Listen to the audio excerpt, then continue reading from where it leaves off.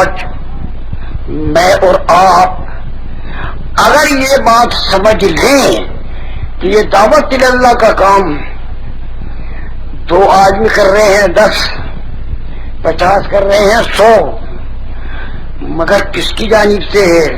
اللہ کی. اپنے آپ کو اللہ تعالی کا فرشتہ دار سمجھ کر اس یقین بھروسے پر کہ ہم تو اللہ تعالیٰ کی طرف سے بھیجے ہوئے ہیں، لہذا ہمارے ساتھ تو اللہ ہے اور اللہ کی مدد ہے. اور اللہ کون ہے؟ 7 آسمان زمین، سورج چاند ستارے ہاتھ پانی ساری مخلوق اس کے ارادے سے بنی ہے. جس کو چاہے موت دے دے، جس کو چاہے عزت دے دے، جس کو چاہے قلت دے دے، سب کچھ اس کے ہاتھ میں ہے. تو دیکھنا تو یہ کہ بھیجنے والا کون ہے. چنانچہ یہ دونوں مدینے گئے اور مدینے جا کر رسول پاک صلی اللہ علیہ وسلم سے عرض کر دیا کہ ہمیں گورنر کے یمن کے گورنر نے بھیجا ہے کسرا کے، اور کسرا کے حکم سے بھیجا آپ کی گرفتاری کے لیے. یہ تو بھیجے کسرا نے اور رسول اللہ صلی اللہ علیہ وسلم کو بھیجا کس نے؟ حضور صلی اللہ علیہ وسلم نے فرمایا صبح جواب ملے گا، اور رات کو اللہ تعالیٰ نے خبر بھیج دی کہ ان دونوں سے کہہ دو کہ تمہارے بھیجنے والے کو میرے بھیجنے والے نے رات مار دیا، اس کو موت دے گی، جاؤ بھاگو، تم ہمیں گرفتار نہیں کر سکتے. تو مسئلہ ہے بھیجنے والے کا. تو اس لیے درخواست ہے میرے بھائیو دوستو، ہم یہ نہ سمجھے کہ یار ہم تو 3 ہیں، ہم 4 ہیں، ہم 2 ہیں، ہم 1 ہیں. یہ کام اللہ تعالی کی طرف سے بطور خلافت و نیابت و وراثت کس کی طرف سے ملا ہے؟ اللہ رب العزت کی طرف سے ملا ہے. تو ہم تو اللہ رب العزت کی مدد نصرت رحمت کو دیکھ کے چلیں گے. اکیلے کو بھیج دو، 2 کو بھیج دو، بے پیسے کے بھیج دو، پیسے کے ساتھ بھیج دو، یہ کوئی چیز نہیں. جب ہماری نظر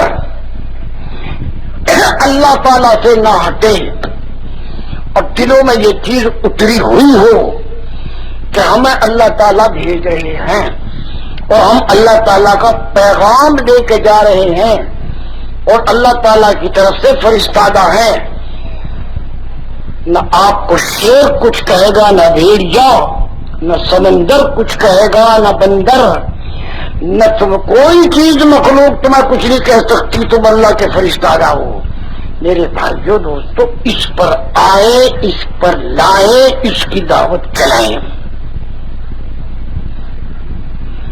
سارے اسباب آپ کے محتاج ہیں اور آپ اللہ کے محتاج ہیں.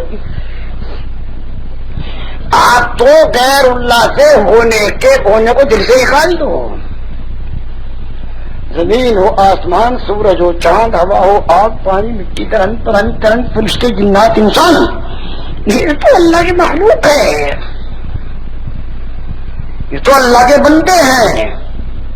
ان سب سے نظر ہٹا، اللہ تعالیٰ ہی سے ہونے پر نظر جما، اور اس نظر کو جما کر ادھر ادھر نہ پھسل، ادھر ادھر نہ پھسل. تو بس اللہ ہی پر نظر رکھ. اللہ تعالیٰ مجھے آپ کو ساری امت کو اس کی توفیق عطا فرما دے. اس کی مشق کرنی ہے. کیا کرنی ہے بھائی؟ اس کی مشق کرنی ہے. اتنی دعوت دو کہ اللہ کے غیر کے ہونے کا یقین دل سے نکل جا اور صرف اللہ تعالیٰ ہی کے ہونے کا یقین دل میں جم جا. آدمی تو ہے تو سیدھی راہ چل، آدمی تو ہے تو کر اچھے عمل، آدمی تو ہے تو سیدھی راہ چل. ہے یہی قانون قدرت کا عدل، تیرے کاموں کے ملیں گے تجھ کو پل. آج جو کچھ بوئے گا کاٹے گا کل.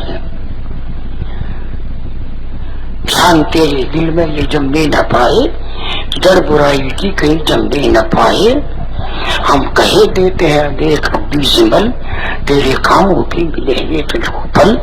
آج جو کچھ بوئے گا کاٹے گا کل. ہر بدی کے پیٹ میں ہے کس بھرا، پلتو ہے خوش رنگ لیکن رس بھرا، اس کا ظاہر دیکھ کر تو مت پھسل، تیرے کاموں کے ملیں گے تجھ کو پر، آج جو کچھ بولے گا کاٹے گا کل۔ مقصد ساری بات کا یہ ہے میرے پیاروں، دو راستے، ایک مادی اسباب مخلوق غیر اللہ کو ساتھ لے کر سہارا کر کے چلنا، یہ ناکامی کا راستہ ہے، دلالت۔ ایک ہے صرف اللہ تعالی ہی پر بھروسہ کر کے اور اللہ تعالی کو ساتھ لے کر مددگار بنا کر چلنا، یہ ہدایت ہے اور یہ کامیابی کا راستہ ہے۔ اس راستے والا کبھی ناکام نہ ہوا ہے، نہ ہوگا، نہ ہے۔ بھائیو دوستو، میرا آپ کا اور ساری امت مسلمہ کا راستہ ایک ہے کہ ہم تو اللہ تعالیٰ کے سہارے پہ چلیں، ہر طرف سے اپنا سہارا ہٹائیں، اللہ تعالیٰ پہ سہارا لگائیں۔ یہ امر اللہ کا ہے، ادعو الی سبیل ربک بالحکمہ، حکمت کے ساتھ، اچھی تدبیر کے ساتھ، بھلائی کے ساتھ اللہ کے پورے دین کی طرف دعوت دے، یہ اللہ کا حکم ہے اور ہر امتی کو ہے۔ مخاطب کا صیغہ ادعو الی سبیل ربک بالحکمہ والموعظۃ الحسنہ، اچھی اچھی باتیں بتا کر اللہ کے پورے دین کی طرف دعوت دے۔ میں بھی، آپ بھی، ہر مسلمان عورت مرد بوڑھا جوان فقیر مسکین اس کا مخاطب ہے، پڑھا لکھا بھی ان پڑھ بھی، ہر ایک اللہ کے پورے دین کی طرف دعوت دے۔ اس پر میں بھی آ جاؤں، آپ بھی آ جائیں، ہم امتی آ جائے کہ ہمارا کام تو اللہ کے دین کی طرف دعوت دینے کا ہے۔ یہ اللہ تعالیٰ کا حکم ہے کہ ہر ایک بندے کو مخاطب بنایا ہے کہ اللہ کے پورے دین کی طرف دعوت دو، یعنی فضائل سناؤ۔ دعوت دینے کا کیا مطلب؟ اس کے نفع بتاؤ، دنیا آخرت کے نفع بتاؤ، جس کا نام ہے فضائل، کہ اگر تم کلمہ پڑھ لو گے تو اس کی فضیلت یہ ہے، نماز پڑھو گے اس کی فضیلت یہ ہے، دین پہ چلو گے اس کی فضیلت یہ ہے، اور دین پر محنت کرو گے اس کی فضیلت یہ ہے۔ فضائل بتا بتا کر اس کی طرف بلاؤ، ایمان اور نیک اعمال کے فضائل بتا کر ان کی طرف بلانا، اور ایمان اور نیک اعمال کے نہ ہونے کے نقصانات بتا کر اس سے ڈرانا، اس کے مجموعے کا نام دعوت ہے۔ تو یہ دعوت کا کام ہر امتی کا ہے، عورتوں کا، مردوں کا، بوڑھوں کا، جوانوں کا۔ اس کی درخواست ہے بھائی، میں اور آپ آج اس میدان میں اسی مقصد کے لیے اکٹھے ہوئے، اور ہمارا مقصد صرف یہ ہے کہ جوہد نبی نے یہ نبی عالم میں آئے، گھر گھر میں، فرد فرد میں، عورت مرد میں، بوڑھی جوان میں، ہر مسجد میں، ہر مسجد اس محنت سے بھری ہو، ہر گھر میں یہ محنت ہو رہی ہو۔ ہم مسلمان ہیں، صحابہ رضی اللہ عنہ مجمعین کے نقشے پر کہ بچوں کو دیکھو تو اس کی فکر ہے دعوت کی، دین کی، بچیوں کو دیکھو تو وہ بھی یہی کہہ رہی، بوڑھیوں کو دیکھو تو ان کو بھی یہی فکر ہے، جوانوں کو دیکھو تو ان کی بھی یہی فکر ہے، ایک فقیر بھی اسی میں مست ہے اور مالدار بھی، ایک زمیندار بھی اسی کے لیے فکر مند ہے، کاشتکار بھی، ایک بکری چرانے والوں کا بھی فکر یہی ہے۔ یہ تو ہر ایک مسلمان کا فکر ہے، ہر ایک مسلمان کا کام ہے، ہر ایک مسلمان کی ذمہ داری ہے۔ اس پر آئیں، دوسروں کو لائیں، پھر دیکھو خدا کیا کر کے دکھائے۔ آج تو ہم دھندوں میں پھندوں میں پھنس گئے ہیں بھائی میرے دوست اور بزرگوں، اصلی کام چھوڑ کر دھندا پھندا ہے، اور بھائی گندا ہے، اور اصلی کام کرتے ہوئے وقت مل گیا تو پھر وہ دھندا ہے، اور اللہ کے احکام کے لیے پھیلنے کا ایک ذریعہ ہے۔ جیسے انڈونیشیا میں 12 تاجر گئے تھے اور پورے انڈونیشیا کے لیے اسلام کے آنے کا ذریعہ بن گیا، کیونکہ ان کا مقصد دکان نہیں تھا، مال نہیں تھا، بلکہ ان کا مقصد اللہ تعالیٰ کے احکام تھا۔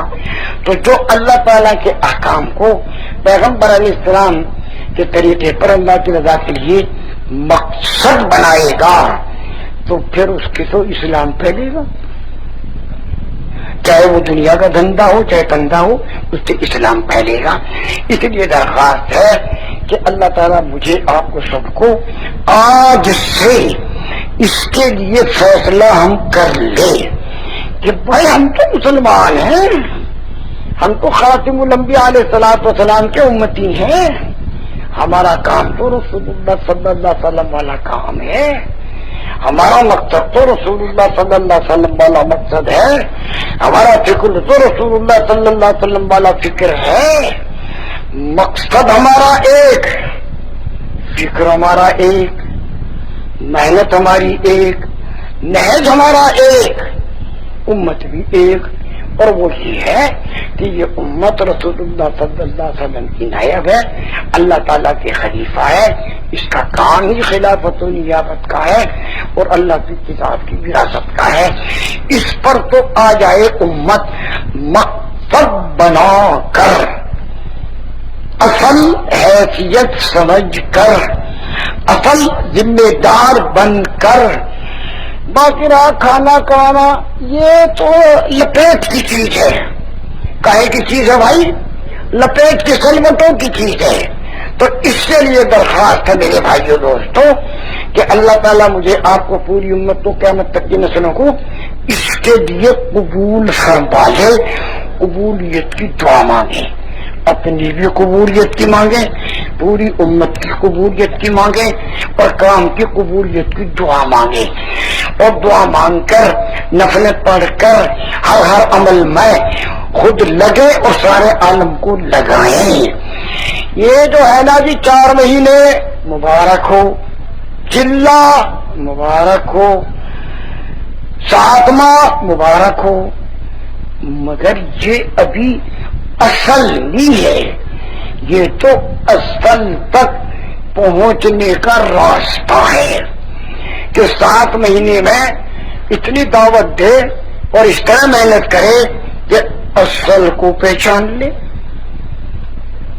چلے میں اتنی محنت کرے کہ اصل کو پہچان لے، 4 مہینے میں اتنی محنت کرے، سال میں اتنی محنت کرے کہ اصل کو پہچان لے۔ اصل کیا ہے؟ یہی میرا کام ہے، اسی کے لیے میں بھیجا گیا ہوں، اسی کے لیے میں چنا گیا ہوں، اور جب میرا کام ہی یہ ہے اور میرا مقام ہی یہ ہے، میری ذمہ داری ہی یہ ہے، تو اب چلے 2 چلے کا قصہ ختم ہو گیا۔ اب تو پھر وہی ہوگا جو مولانا یوسف صاحب رحمت اللہ علیہ نے فرمایا کہ ایمان کے کام کی محنت کا اصل نقشہ یہ ہے۔ مولانا یوسف صاحب رحمت اللہ علیہ فرماتے ہیں کہ ایمان کے کام کی محنت کا اصل نقشہ یہ ہے کہ جس کو جس وقت جس حال میں جہاں کے لیے کہا جائے اپنے تمام مشاغل کو چھوڑ کر وہاں چلا جائے۔ ایمان کے کام کی محنت کا اصل نقشہ یہ ہے کہ کس کو جس وقت جس حال میں جہاں کے لیے کہا جائے اپنے تمام مشاغل کو چھوڑ کر وہاں چلا جائے، اور جب اس کے مقام پر کوئی کام سیکھنے آئے سارے دھندے پندے الگ اس کے ساتھ لگ جائے. بھئی یہ تو ہمارا اصل ہے، ہمیں تو اس پر پہنچنا ہے، چاہے 7 مہینے کے لیے چلا جائے، چاہے 8 ماہ کے، اور چاہے سال کے لیے چلا جائے، چاہے قلے کے لیے. اصل یہ ہے یہاں پہنچنا. ہم تو 7 مہینے لگا رہے ہیں، 4 ماہ لگا رہے ہیں، چلہ لگا رہے، سال لگا رہے. کس طرح لگا رہے ہیں؟ مولانا یوسف صاحب رحمۃ اللہ علیہ فرماتے ہیں آج ہمارے کام کی نوعیت یہ ہے کہ مشغول لوگ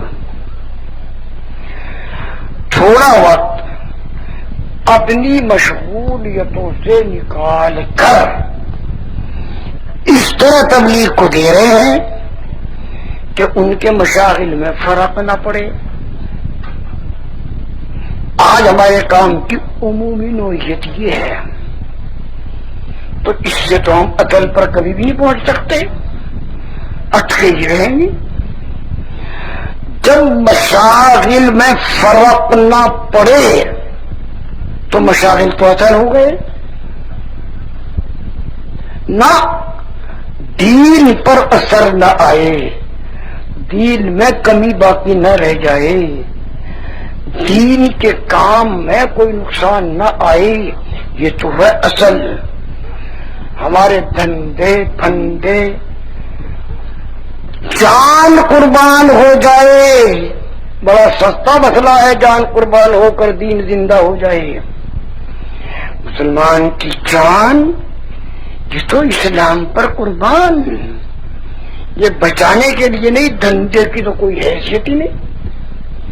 مسلمان کی جان اللہ کے دین پر قربان، اس کا صحیح مطلب قربانی ہے.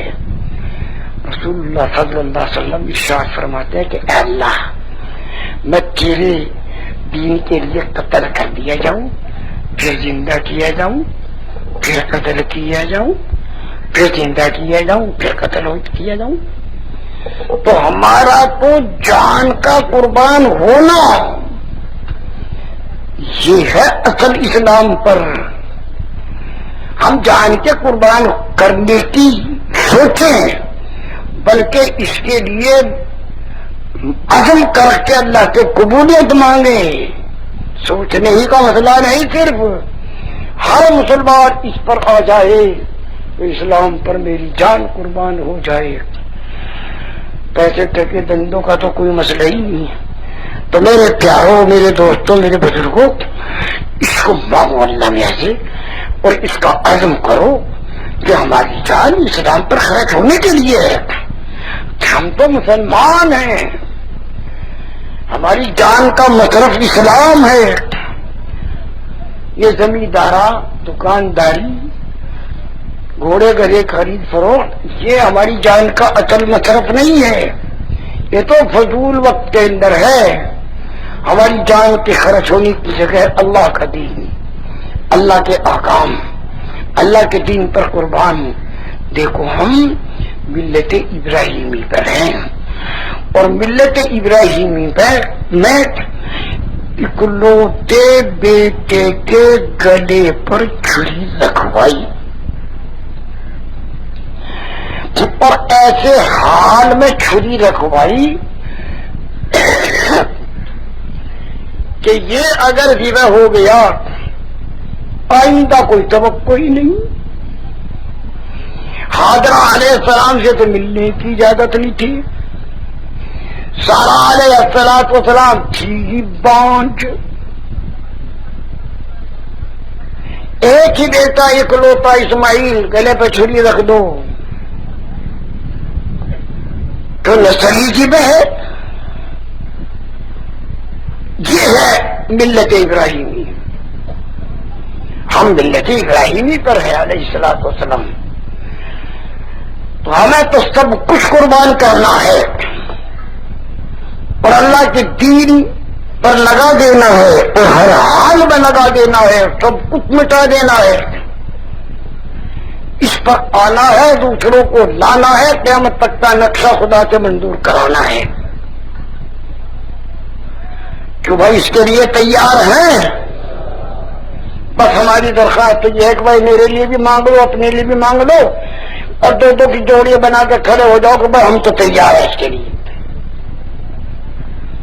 کہ ہم تو پوری جان پورا مال آج سے طے شدہ ہے، کہیں بھیج دو، چاہے جہاں بھیج دو، جس حال میں بھیج دو، جس کے ساتھ چاہے بھیج دو۔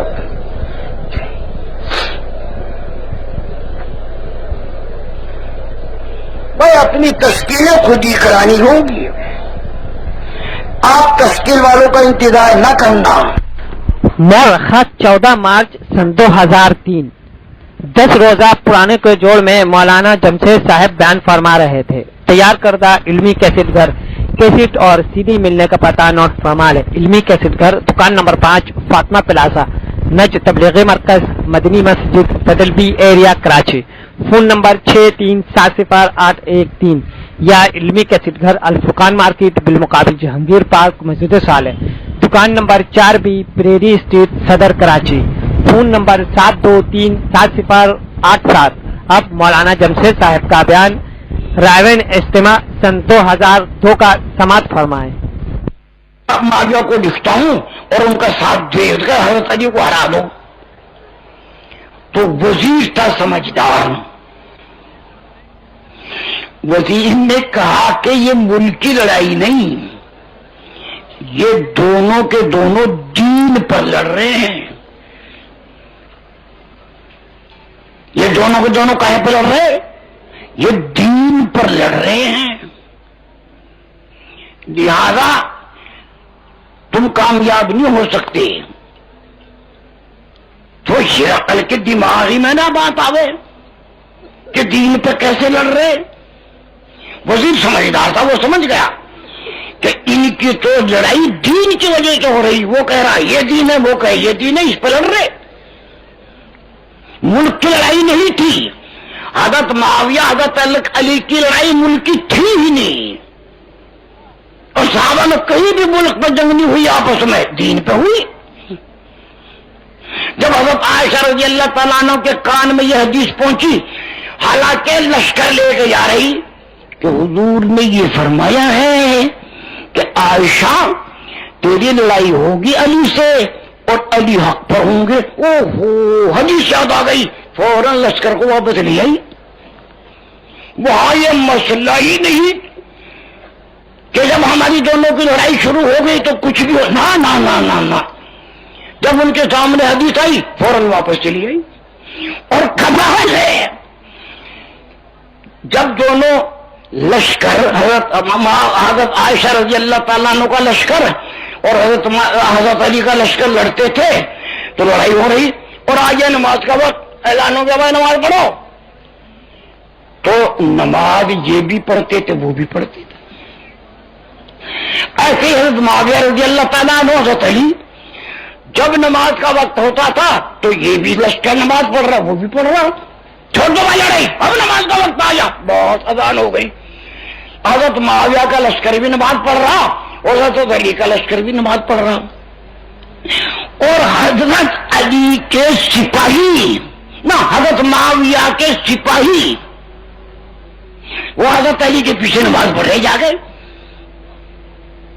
کس کے پیچھے نماز پڑھ رہے ہیں؟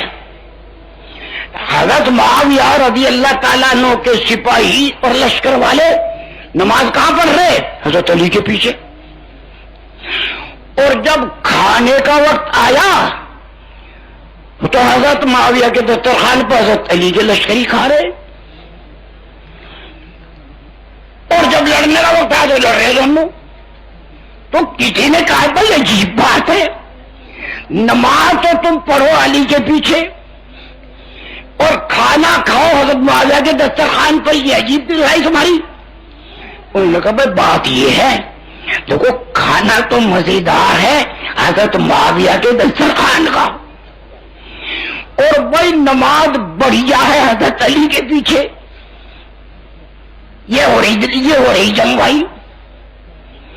تو جو لوگ صحابہ کے بارے میں کھٹکیں فوراً جج کو کہ یہ شیطان کا چکر ہے، وہ بھی حق پر، یہ بھی حق پر، یہ بھی صحابی دونوں حق پر اور دونوں جنتی، یہ تو شیطان کا چکر ہے بیچ میں. تو انہوں نے کہا بس سچی بات ہے، کھانا تو مزیدار ہے معاویہ کے دسترخوان پہ، اور بھائی نماز بڑھیا ہے علی کے پیچھے، تو ان کے معاویہ کے لشکری بہت سے حضرت علی کے پیچھے جا کے نماز پڑھ رہے ہیں، اور ان کے بہت سے لشکری دسترخوان پر حضرت معاویہ کے کھا رہے ہیں. ساری دنیا دھوکے میں ہے، حق کو پہچان نہیں رہے. بہرحال تو وزیر نے کہا بادشاہ ہرقل سے کہ بھائی یہ تو دین کی وجہ سے لڑ رہے ہیں. تو ہرقل کے دماغ خراب تھا، اس کی سمجھ میں ہی نہیں آئی بات کہ دین پر کیسے لڑ رہی ہے، تو دنیا کی لڑائی ہو رہی. تو اس نے وزیر کی بات نہیں مانی. ہرقل نے حضرت معاویہ رضی اللہ تعالیٰ عنہ کو پرچہ لکھا کہ عثمان کا قصاص لینا ضروری ہے، اور آپ حق پر ہیں، اور حق کا ساتھ دینا یہ انسانی فریضہ ہے، لہذا میں آپ کا ساتھ دینا چاہتا ہوں. ارے بھائی سن بھی رہے گا نہیں؟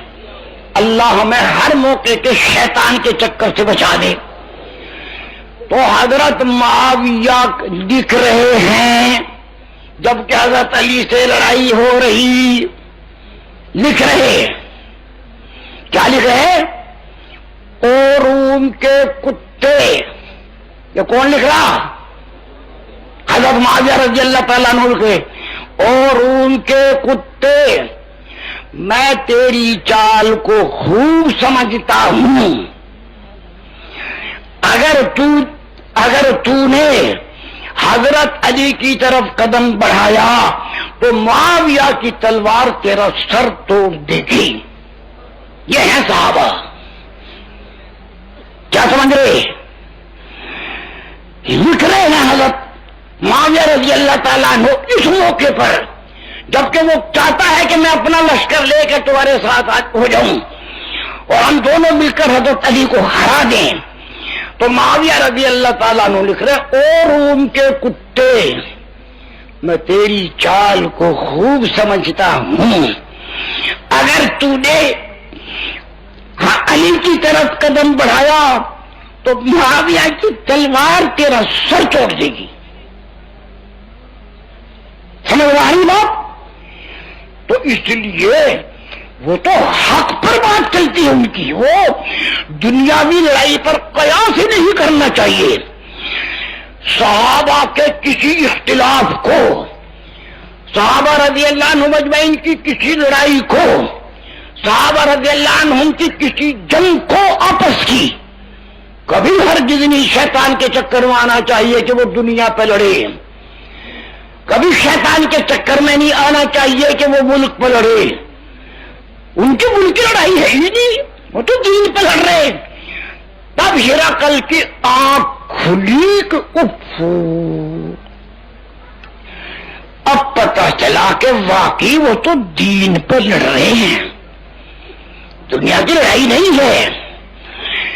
کار پاک آرا قیاس از خود مگیر. پاک لوگوں کے کاموں کو اپنے اوپر قیاس نہ کرو، ہم گندے ہیں کہ جیسے ہم ویسے نہ. وہ صحابہ ہیں، وہ حضور کے چہیتے ہیں، وہ اللہ کے پیارے ہیں. وہ تو جو بھی کام کریں گے اللہ کے حکم کو دیکھ کر، نبی کے طریقے کو پہچان کر. بات سمجھ میں آئی نا؟ بہرحال یہ تھی بات. تو عرض کرنا یہ ہے میرے پیاروں، آپ اللہ کے خلیفہ ہیں اور امت محمد صلی اللہ علیہ وسلم ہونے کی وجہ سے رسول اللہ کے نائب ہیں. رسول اللہ صلی اللہ علیہ وسلم کی امت میں ہونے کی وجہ سے آپ رسول اللہ کے نائب ہیں اور اللہ کی کتاب کے وارث ہیں. تمہیں اللہ تعالی نے اپنی کتاب کا وارث اور رسول اللہ صلی اللہ علیہ وسلم کا نائب اور اپنا خلیفہ قرار دیا ہے، تو کہاں جا رہے؟ ارے تھارا خدا بھلا کرے، اللہ مجھے بھی سمجھ دے، آپ کو بھی۔ میں سمجھ رہا دکاندار ہوں، توبہ توبہ، تو دکاندار نہیں ہے، یہ دکان تو وقتی ضرورت حاجت کے لیے ایسی ہے جیسے پیشاب کو چلے گئے، جیسے بیت الخلا میں چلے گئے، جیسے رات کو سو گئے، جیسے کھانا کھا لیا۔ تو دکاندار نہیں ہے۔ یہ بڑی زبردست غلطی ہے کہ میں اپنے آپ کو دکاندار سمجھ کر دکان کروں۔ تو زمیندار نہیں ہے۔ وہ تو آدم علیہ السلام کو نہ زمیندار کہا، نہ دکاندار، نہ کارخانے دار کہا، وہ تو کہا خلیفہ۔ ارے بھائی آدم کی اولاد میں نسل میں ہو یا کسی اور کی، ہم تو بھائی آدم علیہ السلام کی نسل میں ہیں بھائی، اور آدم علیہ السلام کا تو خلافت پہ ہے، تو اللہ کے خلیفہ کی اولاد ہو تم۔ اور وہاں آدم علیہ السلام کو جو فرمایا تھا کہ میں اپنا انی جاعل فی الارض خلیفہ، وہاں یہ مطلب نہیں ہے کہ صرف خلافت آدم تک چلے گی، نہ، قیامت تک آخری انسان تک یہ خلافت چلے گی۔ آخری انسان تک یہ خلافت چلے گی، آدم علیہ السلام پر ختم نہیں ہو گئی۔ آدم علیہ السلام کی اولاد خلیفہ، ان کی اولاد خلیفہ، اولاد کی اولاد کی اولاد خلیفہ، ہم اللہ کے خلیفہ کی اولاد میں ہیں، اور خلافت ہر انسان کا اصلی مقصدی کام ہے۔ اگر وہ اس سے انحراف کرے گا، اس سے، اور خلافت کے کیا معنی؟ 24 گھنٹے میں، ہر وقت، ہر آن، ہر حال میں، ہر گھڑی آپ کے اعمال قل للمؤمنین یغضوا من ابصارہم، حکم ہے خدا کا کہ ایسے موقع پر جب غیر محرم عورت سامنے ہوں تو نظر نیچی کرو، یہ ہے خلافت، حکم ہے۔ وقل للمؤمنات یغضضن من ابصارہن، اور اے میرے حبیب کہہ دو میری طرف سے کہ عورتیں بھی ایسے موقع پر نظریں نیچے رکھیں۔ عورتوں کو بھی حکم ہے کہ غیر محرم کی طرف دیکھے نہیں، اور مردوں کو بھی حکم ہے کہ غیر محرم عورت کی طرف دیکھے نہیں۔ قل، کہو، حکم دو، یہ مومنات کو بھی کہو اور مومنین سے بھی کہو، تم تو اللہ کے خلیفہ ہو، تمہیں حکم یہ ہے کہ نظر نیچے کرو، بہت اچھا صاحب،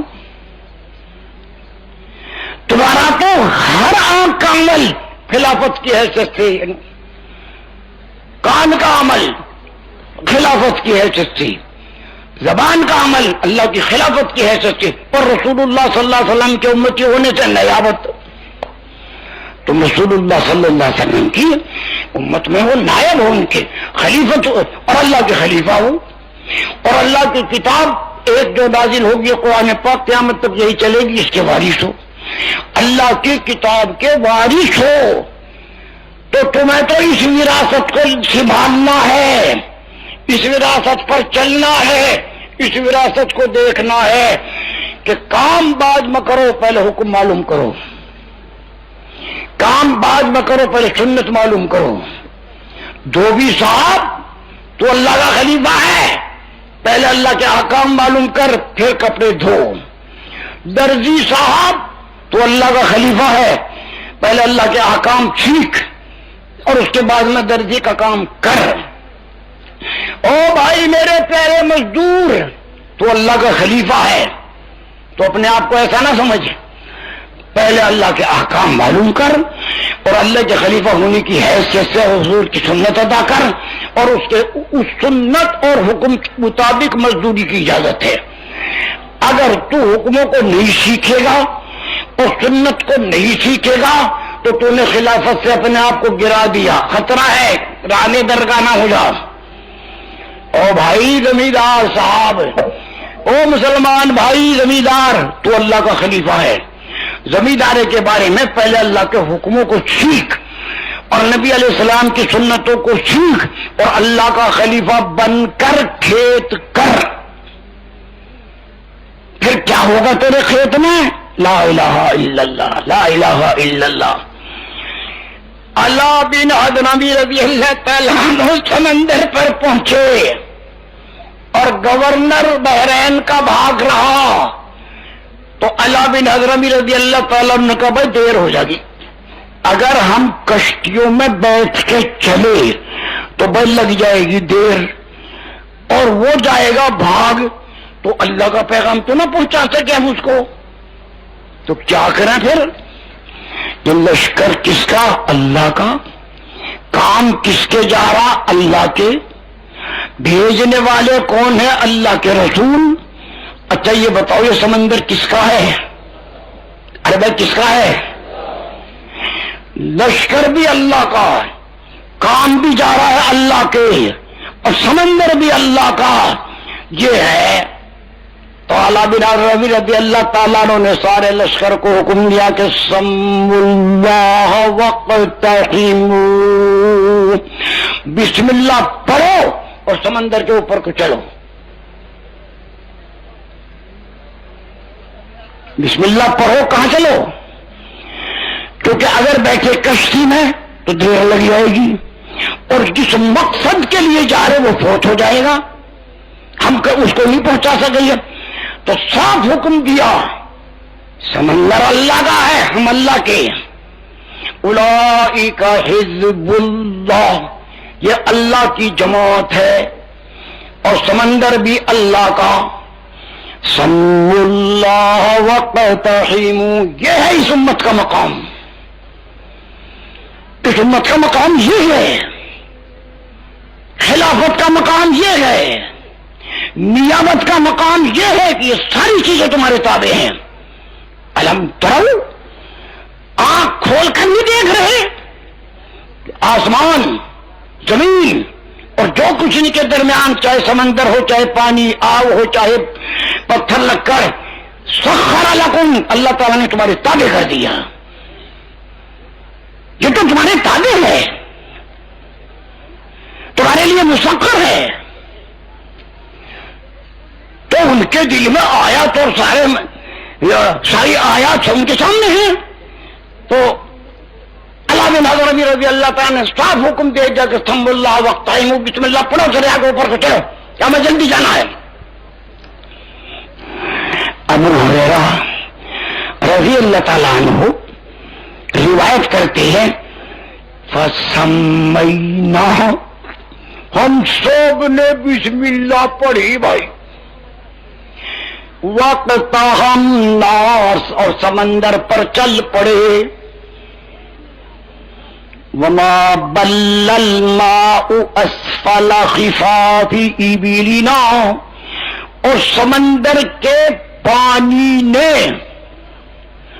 ہمارے اونٹوں کے پیروں کے تلوے کو تر بھی نہیں کیا۔ بھئی تم تو یہ ہو، تمہارا تو کام یہ ہے، تم تو خلیفۃ اللہ فی الارض ہو، تو تم نائب رسول اللہ ہو، تم تو وارث کتاب اللہ ہو۔ سمندر کی حیثیت کیا ہے؟ سمندر ہوتا کون ہے؟ بس سمندر کو کسی نے بنایا؟ اللہ بھی نہیں، تو اللہ میں کے کام میں کیسے رکاوٹ بن سکتا ہے؟